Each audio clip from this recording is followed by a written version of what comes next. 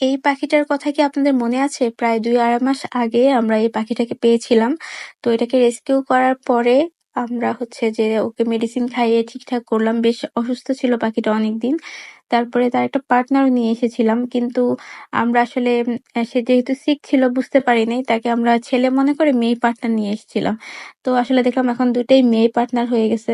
দেন আমরা আরেকটা নিয়ে আসলাম পাখি তার রঙের সাথে মিলিয়ে। আর যেটা ফার্স্ট এ এনেছিলাম হোয়াইট টাইপের ওটার সাথে মিলে আরেকটা ছেলে পার্টনার নিয়ে আসলাম। তো ২ টা জোড়া হয়ে গেল আমাদের। এখন পাখিগুলা এত মিলেমিশে গিয়েছে তাদের পার্টনারের সাথে সারাক্ষণ কিচিরমিচির কিচিরমিচির করে। মানে আমাদের বাসা পুরা মাতিয়ে রাখে। আর এই যে তারা হচ্ছে বাইরের হাওয়া খেতে বেরিয়েছিল বারান্দায়। এখন যেহেতু ঠান্ডা একটু তো বারান্দায় আমাদের বেশ ঠান্ডা বাতাস আসে। বারান্দায় রাখি না।